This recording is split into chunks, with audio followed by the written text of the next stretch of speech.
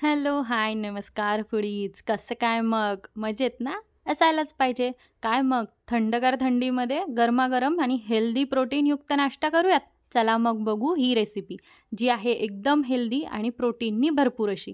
तर त्यासाठी आपण इथे जे साहित्य घेणार आहे, तर त्यामध्ये मूग डाळ घेतलेली आहे. तुम्ही इथे सालाची डाळसुद्धा वापरू शकता किंवा अशी बिना सालाची सुद्धा डाळ वापरू शकता. ही मुगाची डाळ आहे, जी मी 2 तासासाठी भिजवून घेतलेली आहे. तर तुम्हाला जर घाई असेल तर कोमट पाण्यामध्ये तुम्ही 1 तास किंवा अर्धा ताससुद्धा भिजत घालू शकता.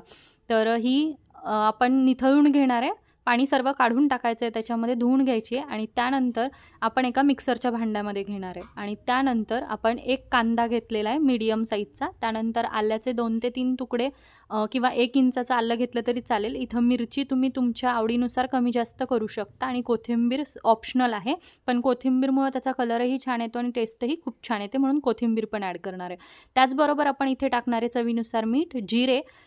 जिऱ्याने सुद्धा स्वाद खूप छान येतो, म्हणून जिरे आपण टाकणार आहे. तर आता हे सगळं काही एकदम बारीक वाटून घ्यायचं. आता तुम्ही बघू शकता इथे दरदरीत झालेलं आहे, तर त्यासाठी इथे गरजेनुसार आपण पाणी ॲड करणार आहे. आपल्याला डोसा बॅटर करायचं आहे, जसं की आपण जे फर्मंटेड डोसा बॅटर असतं, तर तशाच पद्धतीने हे सुद्धा बॅटर करणार आहे. बट हे फर्मंट करण्याची गरज नाही, हे इन्स्टंट आहे.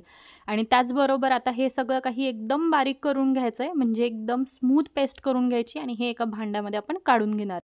जोपर्यंत मी हे काढून घेते तोपर्यंत जे कोणी चॅनलवर नवीन असाल, लाईक, शेअर, सबस्क्राईब करायला विसरू नका. आणि त्याचबरोबर आपला जो दुसरा चॅनल आहे, त्याही चॅनलला भेट द्यायला विसरू नका, म्हणजेच आस्वाद मनांचा आर्ट अँड क्राफ्ट.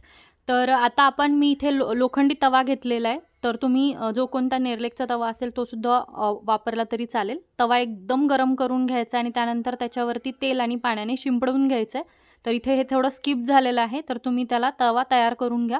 आणि त्यानंतर आता इथे आपलं जे काही बॅटर आहे ते स्प्रेड करून घ्यायचं. एकदम पातळ लेअर टाकली तरी चालेल आणि आवडीनुसार ज्या काही तुम्हाला भाज्या आवडतात, मी इथे कांदा, गाजर, त्याचबरोबर कोथिंबीर आणि चीज ॲड केलेलं आहे. तर तुम्ही इथे पनीरसुद्धा ॲड करू शकता आणि तुमच्या आवडीनुसार भाज्या जसं की गाजर, बीट किंवा ब्रोकली जे काही तुम्हाला आवडतं तर ते तुम्ही इथे ॲड करू शकता.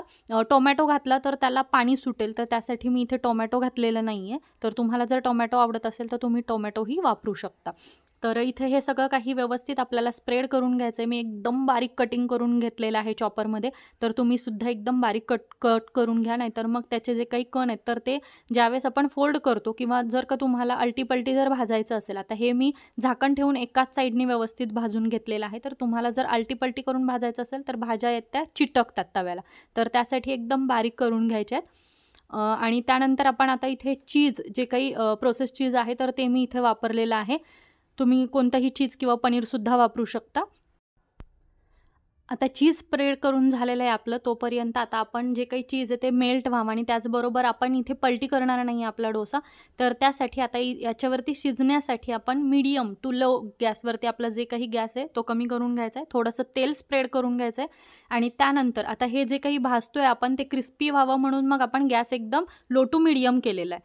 तर ह्या सगळ्याच्या कडा, तर आता याच्यावरती आपल्याला झाकण ठेवायचं जेणेकरून की आपली जी काही डोसा आहे तर तो व्यवस्थित शिजला पण पाहिजे, त्याच्या भाज्यासुद्धा शिजल्या पाहिजे आणि त्याचबरोबर जे काही चीज आहे ते मेल्ट झालं पाहिजे. तर त्यासाठी आपण इथे झाकण ठेवून घेणार आहे. 5च मिनिटांसाठी झाकण ठेवायचं आहे आणि त्यानंतर जे काही आपला तवा आहे त्याच्यावरून आपला जे काही डोसा आहे तो सोडवून घ्यायचा आहे व्यवस्थित उलथण्याच्या सहाय्याने. तर मग आहे की नाही ही आपली टेस्टी आणि हेल्दी रेसिपी एकदम प्रोटीननी भरलेली, कारण मूग डाळ ही पचण्यासाठी हलकीसुद्धा आहे आणि त्याचबरोबर ही प्रोटीननी भरपूर आहे. तर त्यासाठी लहान मुलांना द्या किंवा मोठ्यांना द्या किंवा म्हाताऱ्या माणसांना द्या, तर त्यांच्यासाठी ही एकदम हेल्दी रेसिपी आहे. नक्की ट्राय करा. लाईक, शेअर, सबस्क्राईब करा. चला मग पुन्हा भेटूयात नवीन व्हिडिओसोबत. तोपर्यंत धन्यवाद.